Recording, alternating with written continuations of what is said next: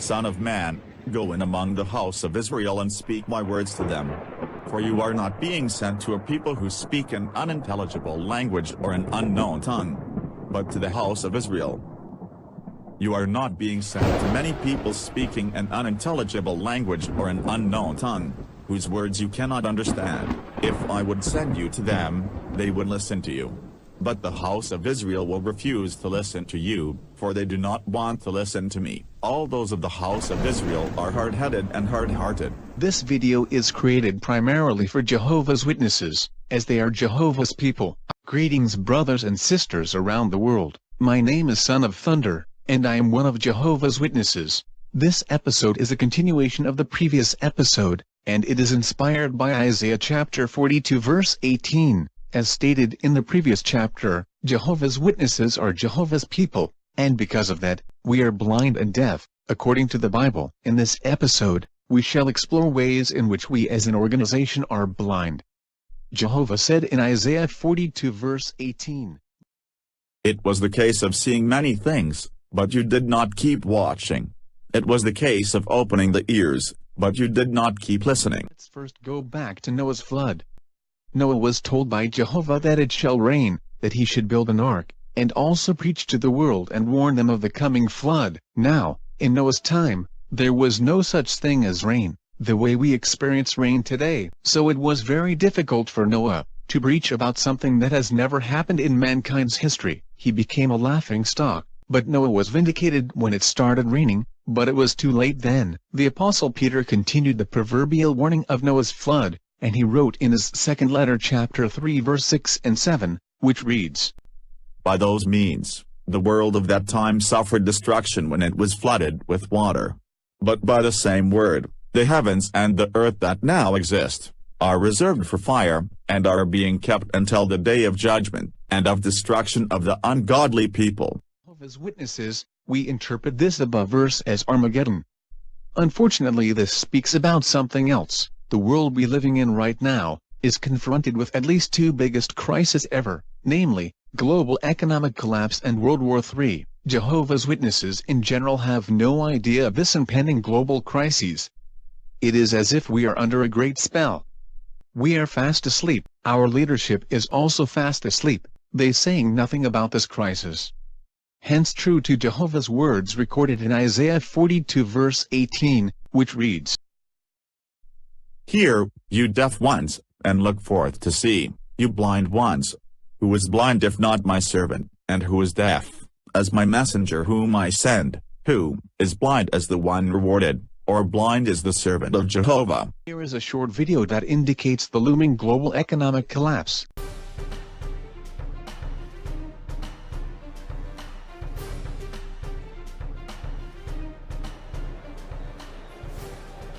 Welcome to Cambridge House Live. I'm Bridget Anderson at the Vancouver Resource Investment Conference, and I am joined by Jeff Berwick, who is the founder and chief editor of the Dollar Vigilante. You also started Stockhouse.com back in 1994, and you have since sold it. Welcome. Nice to see you again. Nice to see you too, Bridget. When we last spoke last January, you weren't very optimistic about the global economy. What would you say about the state of the economy now? I can't believe the changes in the last year. It's unbelievable. When I first started writing the Dollar Vigilante in about 2009, I thought, what am I going to write about every day? And now there's 10, 20 things to write about every single day. This system is in collapse, and it's unbelievable, and most people don't even see what's going on. So what are the top things that are grabbing your attention right now? Mostly, it's how the U.S. government and the Federal Reserve are reacting to all the problems. So you look at Paul Krugman. In the last year, he's come up with two plans, and he writes for the New York Times. His first plan was fake an alien invasion. And he said, what will happen is that everyone will create guns to fight aliens, and that will boost our economy. That didn't really work out. And then he said, well, let's make a coin and make it worth $1 trillion. We're in the last days of this financial system in the U.S. This is Zimbabwe. Talk to me more about that, because there's a lot of people out there that say, you know, things are starting to turn around. Yeah, if you watch CNBC, if you actually pay attention to the U.S. media, they will always tell you there's green shoots or it's going to be a recovery. There's no chance of that. You don't think there are any signs of that? It's not possible. The Why? U.S. government is now 40% of the GDP of the U.S. There's more people, there's 1 in 4 people on, children on food stamps in the U.S. right now.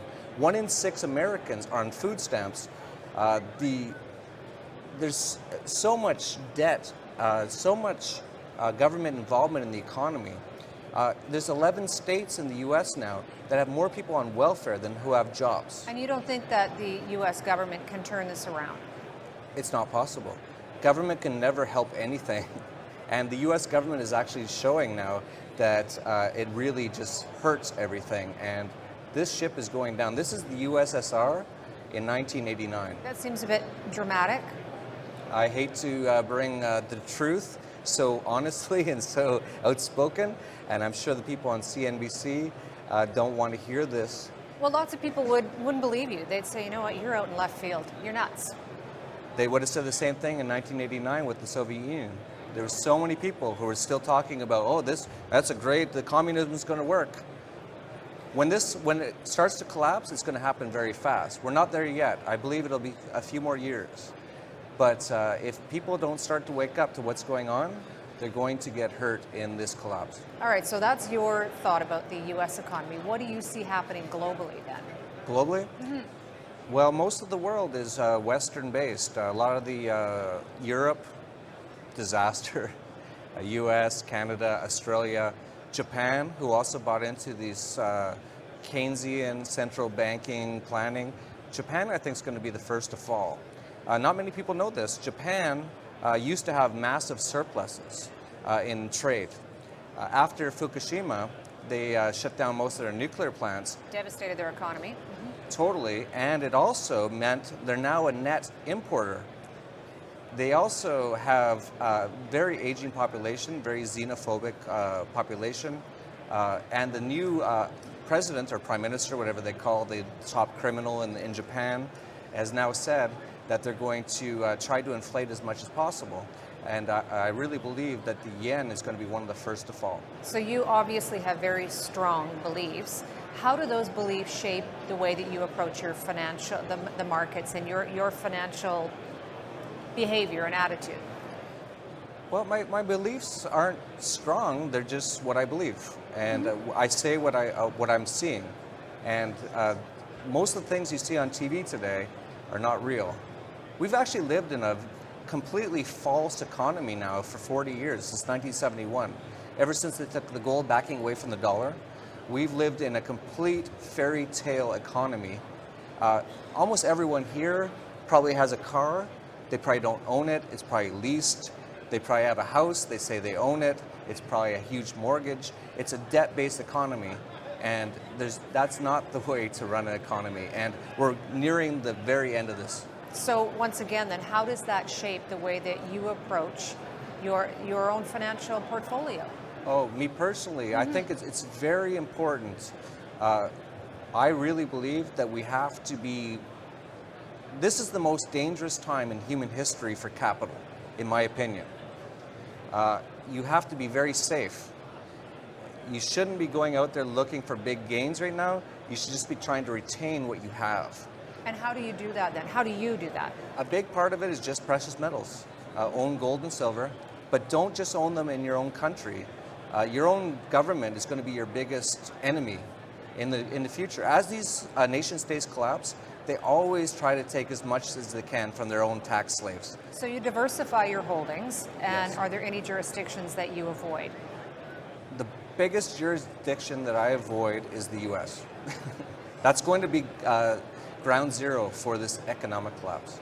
Oh, by the way, that interview took place just over 2 years ago. Things have worsened much since then. The other biggest global crisis, which is World War III, can either be triggered by the global economic collapse or vice versa, namely, World War III will trigger economic collapse. Whichever goes first, the other shall follow. At the moment, things are developing rapidly, especially after the 70th Union General Assembly that took place in September 2015 in New York. It is very clear the tensions between America and Russia is increasing by day. Tension between America and China is also increasing. Now Britain has increased their tension with Russia as well. Other countries are now taking sides and making the world a polarized place. Russia, China and their alliances versus Anglo-American and their alliances. These are things that makes up World War III. If by any chance, you have no idea what is going on in the world, you know nothing about the imminent global economic collapse and World War III, and you are a Jehovah's Witness, then you are definitely in the right place, in Jehovah's organization. Here is another video. After watching this video you might not believe it. Don't worry, many people will not believe it either. Now, the military side of our empire is just astonishing. These are the countries where the United States has troops or military personnel. Over 130 countries, 70% of the planet takes American troops, has American bases or American military personnel or arrangements with the United States. That's 70% of planet Earth. And still, 40% of our population says we do not have an empire. These are just the military bases of the United States in the Middle East. Every little star there is a military base. We've got the whole area covered. Okay? It is estimated that the United States has over 1,000 military bases, slightly less than 1,000 military bases outside of our country. Take a look at that picture. That is a satellite map of the Indian Ocean. Okay? In the very center of the Indian Ocean is a place called Diego Garcia. There's an island. We have a military base there. And you could ask, why would we have a military base in the center of the Indian Ocean? Okay? Why is there a base there with American soldiers and PXs and Wheaties that you can buy in the canteen? Why do we have a military base there? Are we patrolling the Indian Ocean? And why would the United States be patrolling? Are we there to defend India? It's hundreds of miles from India, hundreds of miles from Africa. What are we doing there? Do we want to have, maybe we have long-range bombers there, and the reason we have a base is so that we can extend our reach and be able to bomb any place on Earth that we choose. That base is 9,300 miles from our shores. Is that base there because we are protecting America or because we are monitoring and policing our empire? That's a question to consider. This is a picture of a naval armada with an aircraft carrier. We have 11 aircraft carriers. China is just building its first. When you look at all the armaments that the United States has, our military budget, our missiles, our reach across this planet, it is absolutely staggering. We are now developing a weapon called a hypersonic weapon. It's already been successfully tested. This weapon can travel about 4,000 miles an hour. It can bomb any place on Earth with incredible accuracy within an hour. So we have just about achieved the capability of bombing any place on Earth within 60 minutes.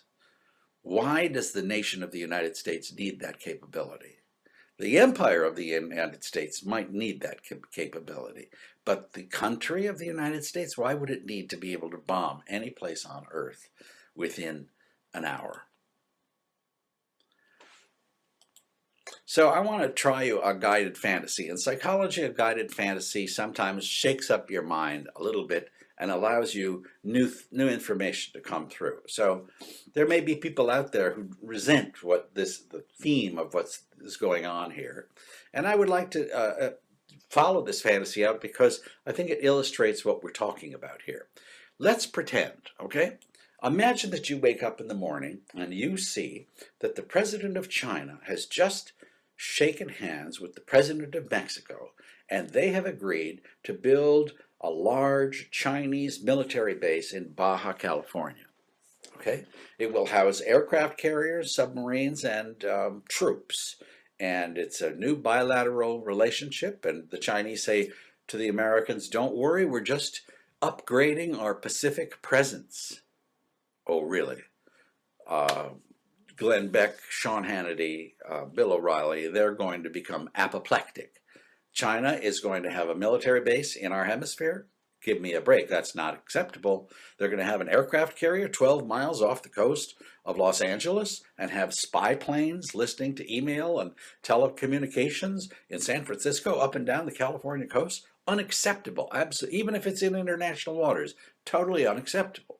Then you wake up, and a month later, China has just signed a new agreement in Honduras that they are going to have a base in the Caribbean. They say, we're going to just upgrade our Caribbean presence. Shouldn't be threatened by that. We have a number of relationships with Caribbean countries, and we want to have a base there. And again, Americans are going crazy that they are going to have ships and planes and troops and be able to threaten Florida. Finally, you read another article that the Chinese have decided, with the cooperation of the government of the Bahamas, to build a new military base in New Providence, which is right near Nassau. It's 175 miles from Florida. It's going to house, it's $1 billion base, and it's going to house 20 warships. And again, our media is going to go crazy. We should break off relations with Mexico, break off relations with the Bahamas. We should quarantine the area and not let these ships in. After all, it's just like what the Soviets tried to do with Cuba a generation ago. We cannot allow this to happen. Again, they'll have ships 12 miles off the coast of Washington, D.C. and New York City listening to our communications. We cannot allow that to happen. Are you following this crazy thought? Well, this is not even close to reality. Agreed? Fine. Now let's come back to reality from our guided fantasy. Okay? This is a map of China. All right? And those little black planes are American military bases. We have 2 military bases on China's eastern coast. We have 4 military bases in China's southern region, and we have 4 military bases on the west section of China. We have 10 military bases surrounding China. We do to them all the time what we would never accept them doing to us. Okay, we actually do have. We're building a base in South Korea now that is a $1 billion base, which will house 20 warships, just like they were going to build in the Bahamas. It's 187 miles from the Chinese border. And we're building a $1 billion base. And we'd say we're just upgrading our Pacific presence. The Chinese should not be threatened by what we're doing. So what we're doing to China, we would never accept for China doing to us. It's just out of the question. There's China's one aircraft carrier, and it doesn't have any aircraft on it yet. They're just building it. So if you look at the United States reach with our 900 and some odd military bases, compare that to Russia. Russia has 10 overseas military bases, and almost all of them are in the former Soviet Union, like in the Ukraine. China doesn't have any overseas military bases. They're thinking of building one. Okay? How do we explain that, except to say that it is the American empire that has this incredible planetary reach, not simply our country. If you look at military expenditures of all the countries in the world, the United States makes up 43%. A few years ago, it was 48%. All the other countries in the world, and our military budget is about almost equal to what everybody else spends. After watching that video, you might say, the guy is talking a lot of rubbish, there is no basis of what he says. Then, just listen to what the president of Russia Putin is saying, after he has been asked why is he being aggressive towards America. And this is what he said. Oh, by the way, you might have to read the subtitles if you do not understand Russian. Вам спасибо большое за вопрос по поводу наших учений, маневров, развития вооруженных сил. И вы сказали, что Россия в известной степени внесла свой вклад в ту напряженность, которую мы сейчас наблюдаем в мире. Россия внесла свой вклад, но только в том смысле, что она все жестче и жестче защищает свои национальные интересы. Мы не атакуем, ну, в политическом смысле этого слова. Мы ни на кого не нападаем. Мы только защищаем свои интересы. И недовольство наших западных партнеров, прежде всего американских, связано с тем, что мы делаем именно это, а не с тем, что мы в сфере безопасности допускаем какие-то действия, которые провоцируют напряженность. И я поясню. Вот вы говорите о полетах нашей авиации, в том числе о полетах стратегической авиации. Знаете ли вы, что Россия в начале 90-х годов полностью прекратила, как это делал Советский Союз, полеты нашей стратегической авиации в отдаленных районах патрулирования? Мы полностью прекратили. А американские самолеты стратегические с ядерным оружием продолжали летать. Зачем? Против кого? Кому угрожали? И мы не летали и не летали, не летали и не летали, из года в год.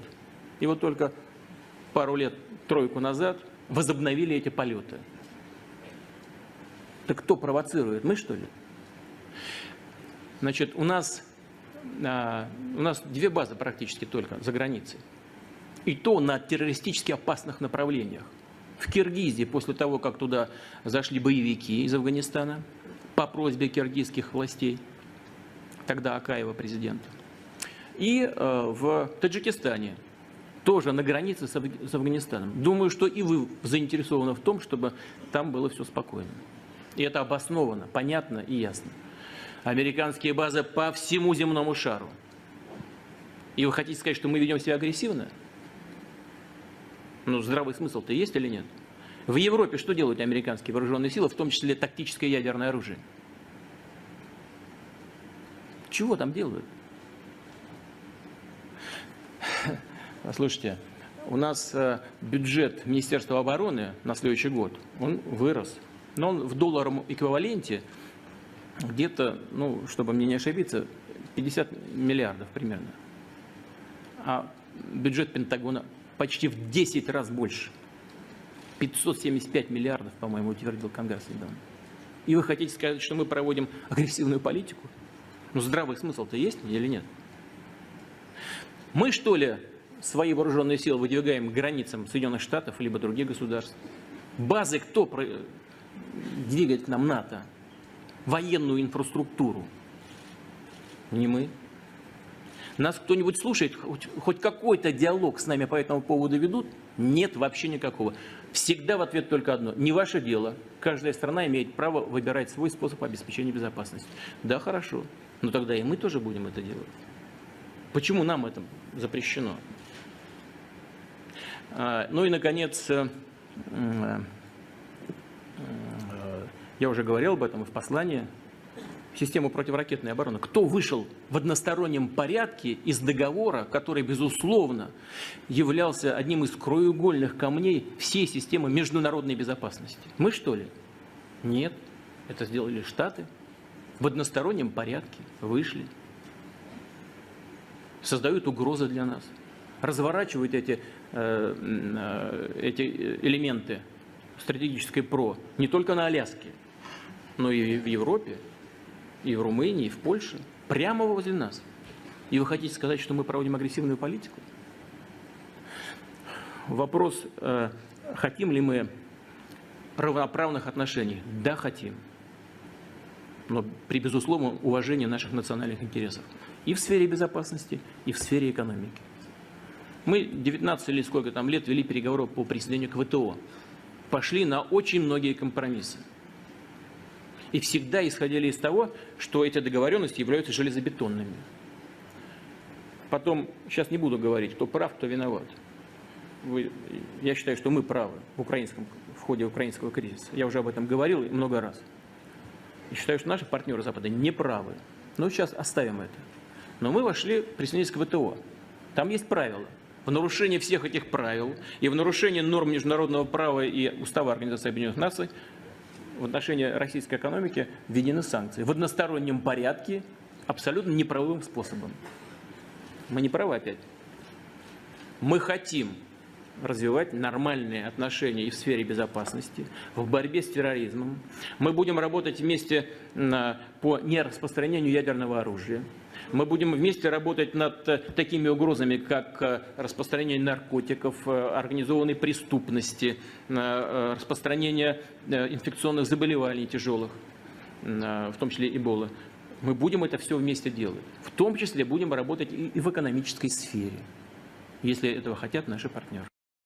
As the Bible says, just like the days of Noah were, people were eating, drinking, getting married and planning their future, as if things are going to continue as they were. They did not take note until they were swept away by the flood. It is exactly the same thing, only this time it is not water, but by fire, in a form of nuclear war. And complete collapse of the global economy. Jehovah showed Habakkuk and Isaiah in a vision of something that will happen in the last days, in our current time. This is what Jehovah said. Look among the nations, and pay attention. Stare in amazement, and be astounded, for something will happen in your days, that you will not believe, even if told to you. Like the nations are ready, everyone is prepared to go to war, the stage is set. Here is another video to show how ready the nations are. A senior defense official confirms to Fox News that 5 Chinese Navy ships have been spotted in the Bering Sea off the Alaskan coast. This sighting coincides with President Obama's visit to the state. In a few hours, China will also conduct a massive military parade in Beijing, featuring 10,000 soldiers, hundreds of aircraft, and weapons not previously shown in public. Defense officials say they're monitoring the Chinese activity closely.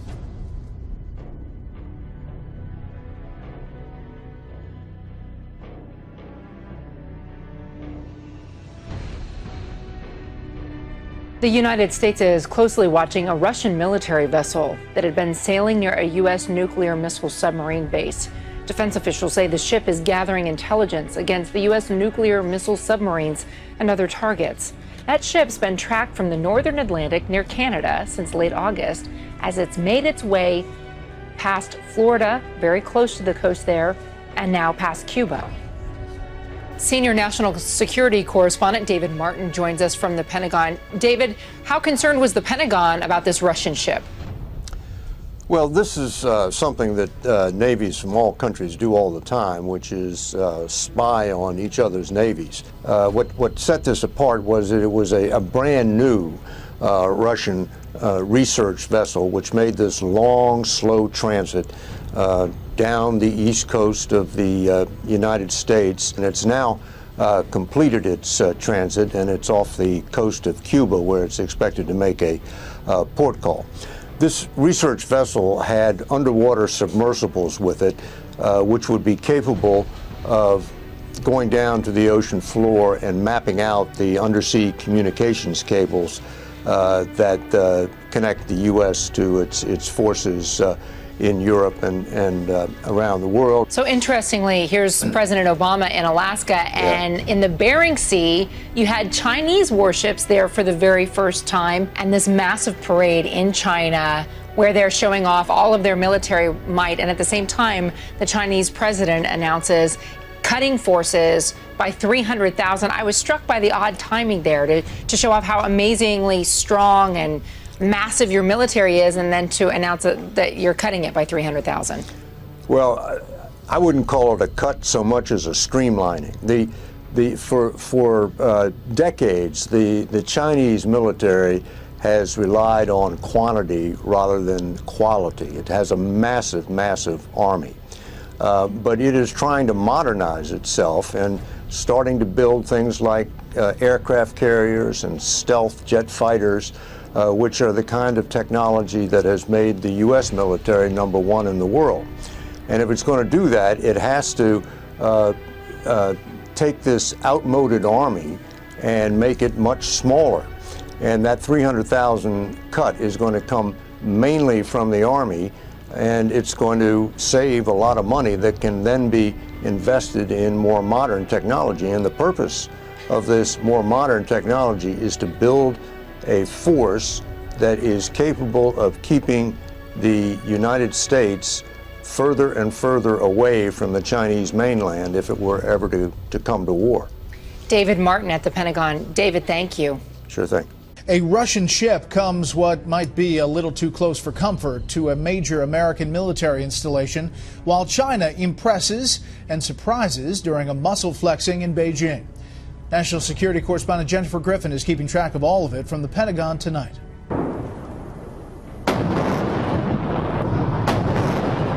A 70-gun salute in Tiananmen Square to mark the end of the war with Japan, a show of strength ahead of President Xi's visit to the White House later this month as China demonstrates its military prowess 70 years after the end of World War II. 12,000 Chinese soldiers marched through Beijing today.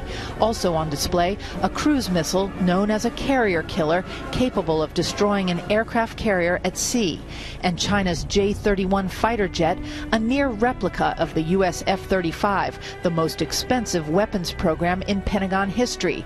The Chinese version, some say, engineered with stolen U.S. technology. Then a surprising announcement by the Chinese president, an admission that the Chinese economy, like the U.S., requires defense budget cuts.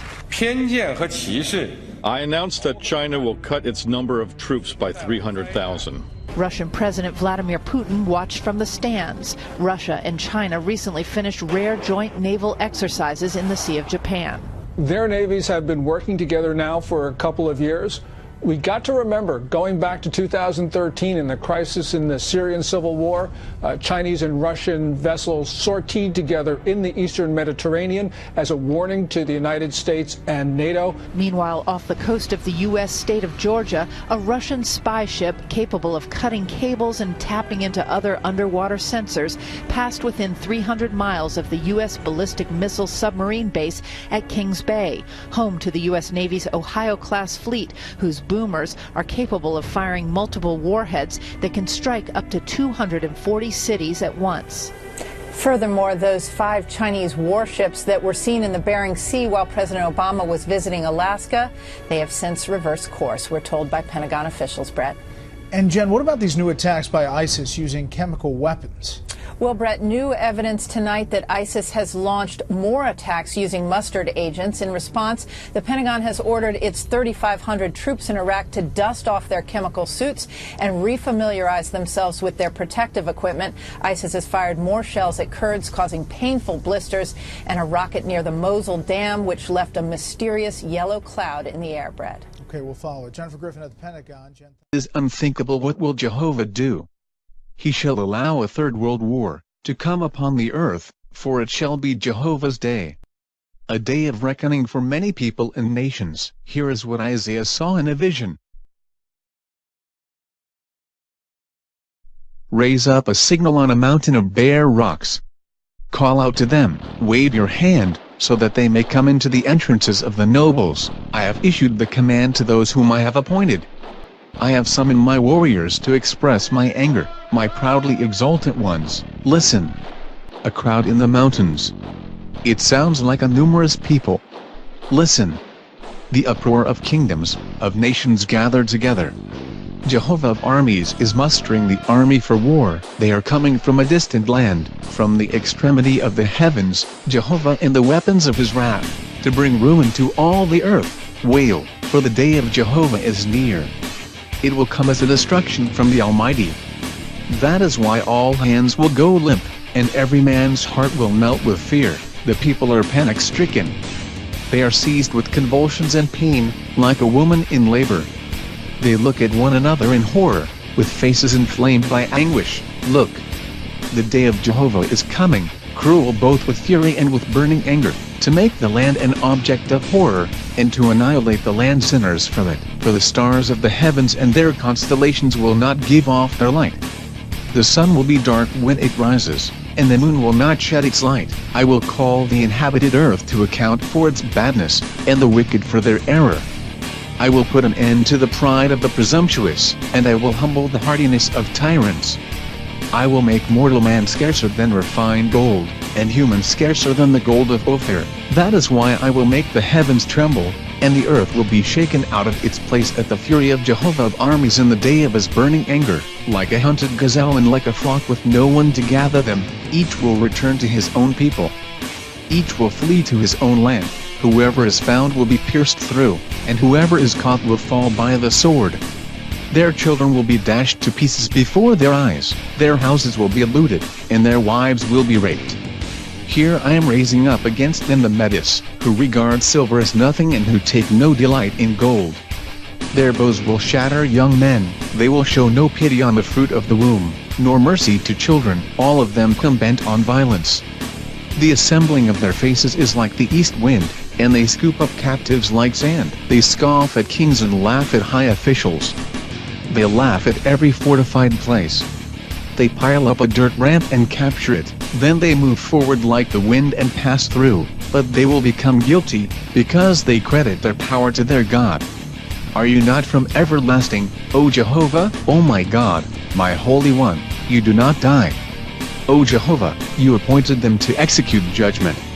My rock, you established them for punishment. Your eyes are too pure to look on what is evil, and you cannot tolerate wickedness. Why then, do you tolerate the treacherous, and keep silent when a wicked man swallows up someone more righteous than he is? Isaiah chapter 13 verses 3 to 18, and Habakkuk chapter 1 verses 9 to 13.